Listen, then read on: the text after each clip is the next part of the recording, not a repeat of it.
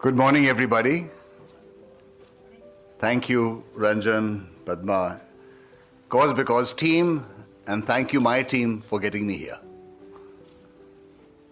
I'm glad, that, there was a statement that was made just now by Ranjan that we are starting on time. I'm so happy to hear that because the time is just now. Time is now. The point is that we've got to get engaged in various activities as per the time. Post-COVID time. And I'm very happy to be here today. Happy in the sense that this is the first engagement, physical engagement that we are actually part of. At least I have been part of. I've not been coming, and I don't think many of you also have been coming for a physical engagement. Masked. Are we always masked in our activities? Many of us are. And this topic which has been chosen, building communities to strengthen intellectual capacities of sustainability sector stakeholders. It's a nice different kind of a topic, a conversational topic. We can carry on talking. I've been given about 8 minutes to speak, and I hope I will be able to be on time. Keep to my time. And I am going to be breaking up this topic into, firstly, of course, you all know JSL. I'm not going to be really talking much about Jindal Stainless Limited group of companies. But essentially, with the OP Jindal group, 4 brothers, 4 different group companies. And I am with Jindal Stainless Limited, Ratan Jindal, the number 3 in the hierarchy of the brothers. And Mrs. Deepika Jindal, his wife, who is also the chairperson of the foundation. And we have plants, of course, in different geographies, but in India we've got a plant in Orissa that's the largest integrated stainless steel plant in the world. Everything in one place. And in a place called Kalinganagar, if you've heard of, it's not too big, but there are 13 large corporates over there.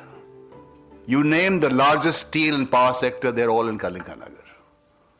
Now when that happens, what happens?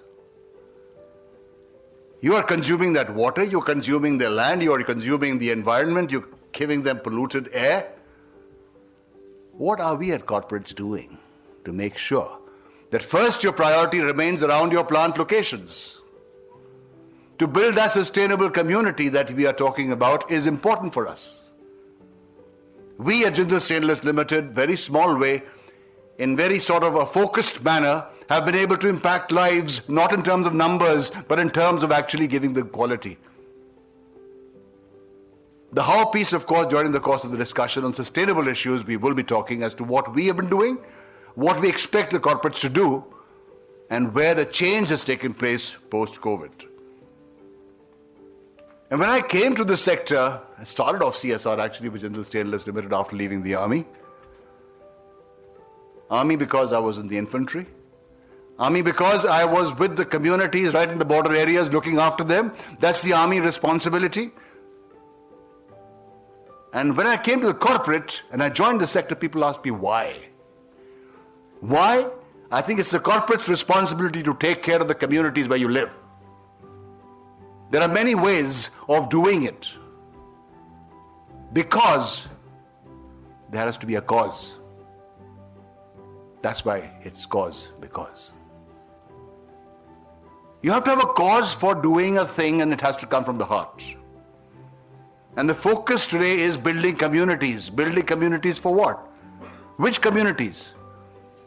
The areas of influence, the areas of interest. Influence are your immediate ones that are around your plant locations.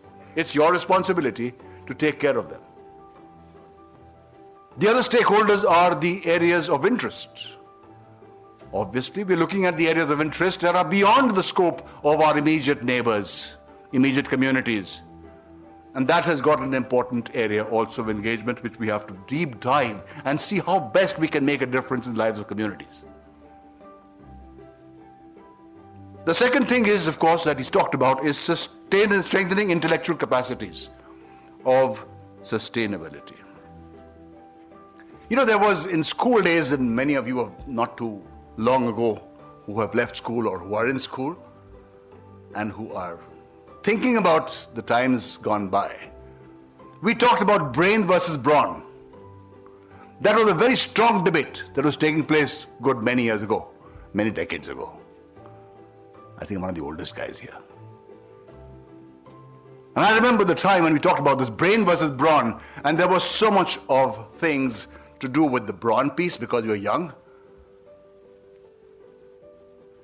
But it is important, if you don't use that brawn with that brain, then you are going to make fault lines which are going to make a difference in the lives of communities over the years. And that's exactly what sustainability is all about. We talked about power. The Western world talks about power. Everybody talks about power. But if you don't have that head in the right place, I think we are going to be doing something wrong, which is going to impact communities over a long, long time. And that's exactly what I think. We invest in people, invest in communities, and corporate social responsibility is the triple bottom line, is the 3 Ps, the people, planet, and the profit. Let's not only look at the bottom lines, but let's look at the first P. How are we going to make a difference with people? People. You are looking after them, you're investing in them, you're investing in the environment. Why? Because you need survivability. You need that community to survive. And that's what I think we are here to speak about. How sustainable solutions can be found in doing business, making profits, and investing that profits in the community that are going to be worked on. So we've got to think about how intellectual development versus the emotional development. This very important aspect of emotive content in us is driven by the heart. And my tagline, and my colleagues know about it, has always been that it's a connect between head and the heart only when you speak the language of the heart. If you speak another language, or if you don't have that right connect, then it is a facade. It is just a show. It is just a question of communications.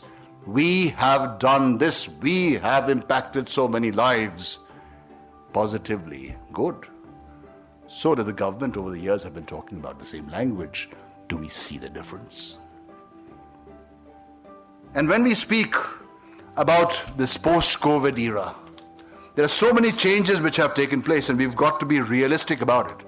The changes in terms of corporate social responsibility having been taken a different role. Only thing is the corporates have to understand that the CSR strategy has to be understood appropriately. We had the MCA guidelines, you know, that 2019, the MCA guidelines came in, and there was this conversation around all the PM CARES funds and the vaccine funds and everything else between March 2020 and January 2021 will be encompassed or included in the CSR. Then came the rules in January 2021, amendment of rules. We talked about the national guidelines for responsible business. We talked about the SEBI guidelines have been extended to 1,000 companies, the top 1,000 companies. These are changes that are taking as far as the MCA is concerned. That's post-COVID.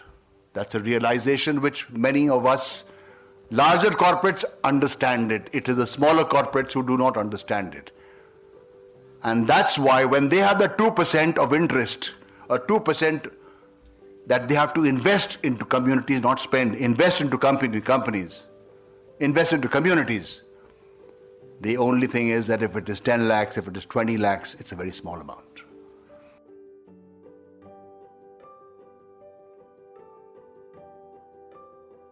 There has to be a collectivization of funds, and that's the change which is taking place. And the change is taking place because the NGOs have been impacted hugely. The larger corporates, like Tatas, like us, like maybe many others, who are doing CSR directly.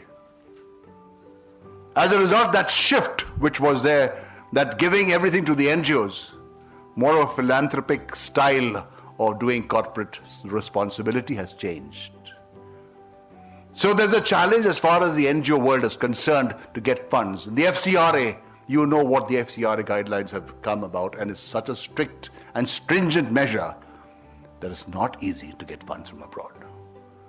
So those are the challenges that we've got to discuss and see how best we can build capacities of everybody. And that's one motive of ours also from Jindal Stainless Limited, of seeing how we can build capacities of NGOs, how we can build capacities of our partners. And I'm so happy to see that some of our partners are here. I think it's interesting phenomena in times to come as to how we can grow together, because NGOs need fundings. We have to also make sure that the fundings are available to these partners of ours, and monitoring and evaluation is critical to make sure that you have actually impacted upon what we are talking about to make a difference in lives. Please have a look, deep dive into it, and look ahead how we can make a change, how we all sitting over here as a conversation mode, just talk to each other, see how best we can take things forward. Let me tell you, I must be wrong, but my belief is money is not everything. Funds will come to you. I've had a lot of challenges in the last 2 years about funding. None of our work has stopped. They've only increased. And I think the CSR practices should remain the same. It's the corporates who need to rethink their strategy and approach to corporate social responsibility. We've got to lay emphasis on digitization. We've got to engage with larger segments. Today I got a call from Bangalore that we've also got the invitation, we can't be there. Can we think of a digital platform that has been happening, linking up with a physical platform? We've got to start thinking on difference of approach. Health issues has always been very important, but looking forward, we're looking at infrastructure. We're looking at the systems of healthcare. And that should be predominantly our focus, rather than just doing what we are doing, what we are used to doing. Think about it. Livelihood, the change of livelihood. Give them that entrepreneurial skills to make sure that they can live independently and freely, not depend on only jobs. And give adequate recognition and the role of the non-profits. And lastly, to conclude, I would say that aggregating CSR funds is something I've heard of, something I've tried it, but now it's a question of doing it. Please, let's really reconsider. And I did this almost 10 years ago when I got this 13 corporates, the heads in Jajpur in Orissa. Let's talk together and see how we can make a collective effort of giving geographies in our own areas, of taking on education, taking on healthcare, taking on this project, that project. Excuse me, what is your interest? Let's shelve that interest. It's not the question of interest. It's the question of making an impact collectively and making an impact in visibility. You're seeing the growth of the communities.